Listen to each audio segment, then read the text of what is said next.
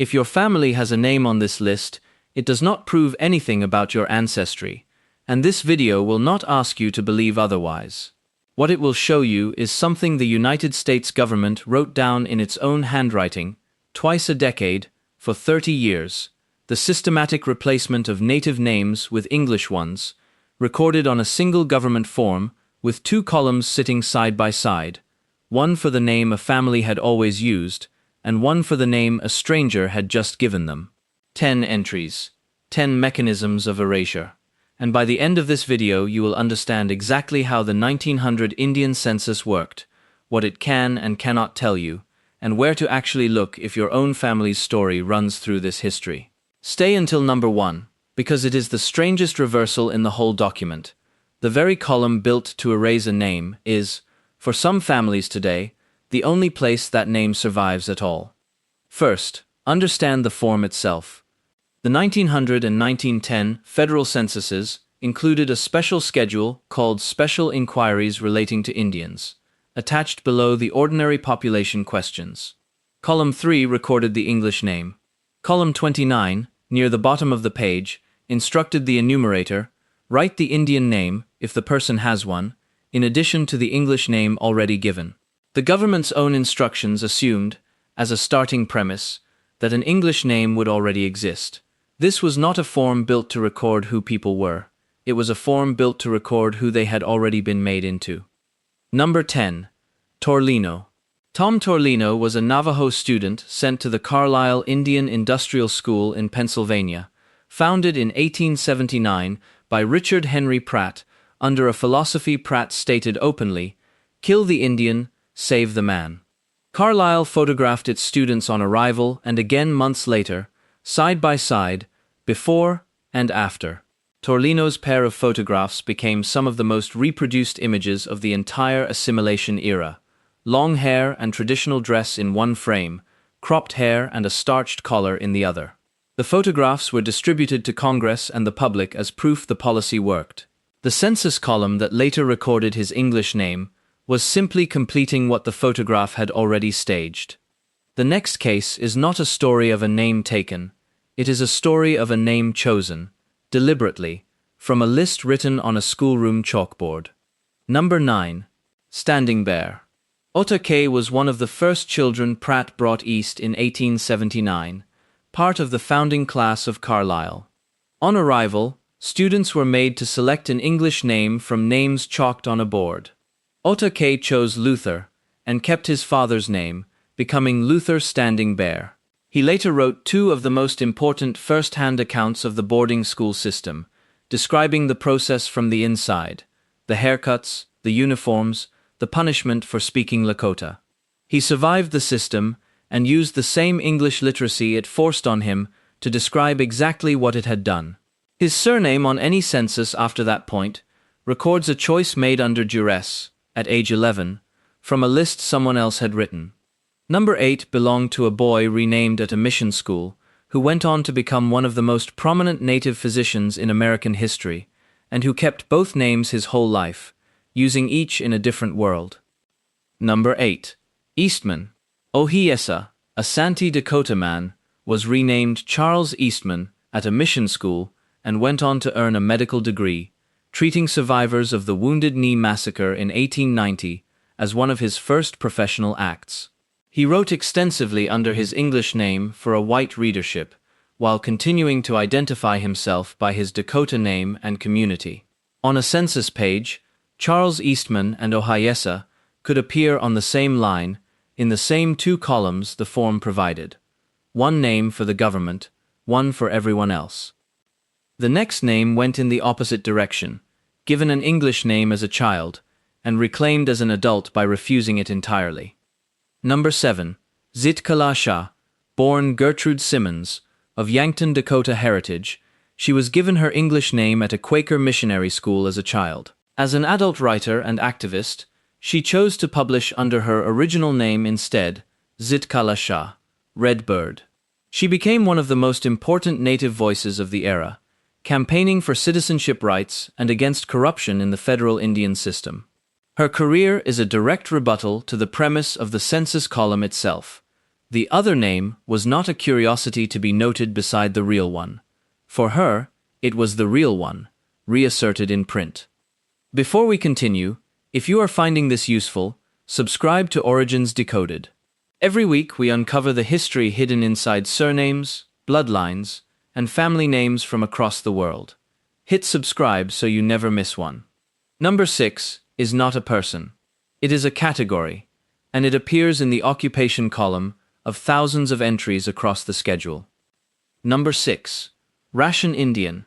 Enumerators filling in column 19 for a native household relying on federal government support were instructed to write, literally, Ration Indian, or, for a child under 10 in the same situation, underage, R.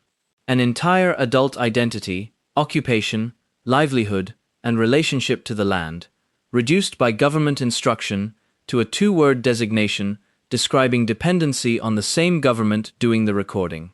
For every family carrying this label in 1900, the census did not just rename them, it defined their entire economic existence in a phrase. Number 5 is a mechanism, not a name, and it explains why so many surnames in this record did not exist a generation earlier at all. Number 5. Allotment.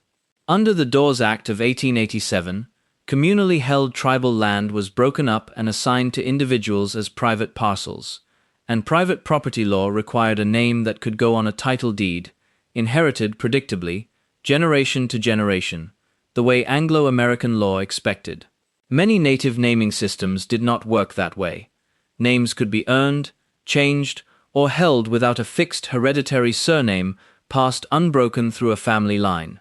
Indian agents, filling out allotment rolls under deadline, often simply assigned or translated surnames on the spot, sometimes for entire extended families at once. The census recorded the result. It rarely recorded the reason. Number 4 is the reason the government could do any of this without hesitation, and it goes back to a court case in Nebraska 2 decades earlier. Number 4. Standing Bear versus Crook. In 1879, the same year Carlisle opened, the Ponca chief Standing Bear sued for release from custody after being forcibly removed from his tribe's ancestral land, and a federal judge was asked to decide a question that sounds impossible today: whether a Native American was legally a person under United States law at all. The judge ruled that he was. Before that ruling, the government's own legal framework had not settled the question. The census that recorded these families 21 years later was being filled out by a bureaucracy that had only recently and reluctantly conceded their basic legal personhood. Number 3 is a single column on the form, and it became one of the most consequential pieces of bureaucratic language in the history of tribal citizenship. Number 3. Column 33. Has this Indian any white blood? If so, how much? Enumerators recorded fractions, a half, a quarter, an eighth, often based on nothing more than the enumerator's own guess or hearsay. This column, and others like it across decades of federal record-keeping, laid the groundwork for blood quantum requirements that many tribal nations still use, or have deliberately moved away from, in their citizenship criteria today. A number written by a stranger on a porch in 1900 could shape a family's legal relationship to their own nation a century later. Number 2 is the name of a woman who went through the same system as Torlino and Standing Bear and turned it into a career defending native art and image from the very institutions that trained her. Number 2. Decorah. Angel Decorah, Ho-Chunk, was sent to the Hampton Institute as a child under circumstances she described as effectively a kidnapping, and went on to study art formally, eventually returning to teach at Carlisle itself, inside the machine that had reshaped her, where she pushed to have native visual traditions taught with respect rather than erased. Her presence in the historical record under her own reclaimed name, teaching art to a new generation of native students inside a federal institution, is one of the clearest documented acts of resistance from within the system this whole video describes. And now, number 1. This is not a person or a policy. It is the paradox sitting inside the document itself. Number 1. The other name column, read backward. The census was built to record an English name as the default and an Indian name as the addition, a hierarchy written into the form's own structure. But for families whose children were taken to boarding schools, stripped of their names, forbidden to speak their languages, and in many cases separated from grandparents who alone still knew the original name in full, that same column, filled out by a government enumerator on a specific afternoon, sometimes became the only written record anywhere that the original name had ever existed at all. The tool built for erasure is, today, sometimes the only surviving evidence against it. Researchers and tribal genealogists use these schedules for exactly that reason. Cross-referenced against tribal enrollment records, the Dawes Rolls, mission and boarding school registers, and oral history still held within families and communities. 10 entries, 10 mechanisms, 10 corridors leading back through a chalkboard of names in a Pennsylvania schoolroom, a court case that had to establish basic personhood, an occupation column that reduced a life to 2 words, and a blood quantum guess written on a porch that echoes in tribal law today. If your family's history touches this record, the census itself is not where that history is verified. It is only one paper trail among several.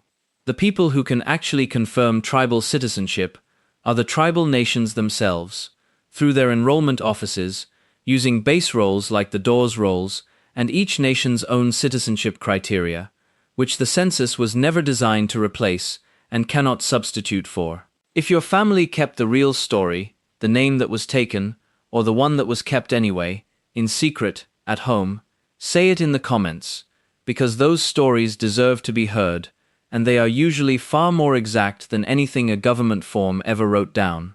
If you made it to the end of this video, subscribe to Origins Decoded. Every week we go deeper into the history hidden inside the names people carry, without knowing what they mean. The next video is already waiting for you.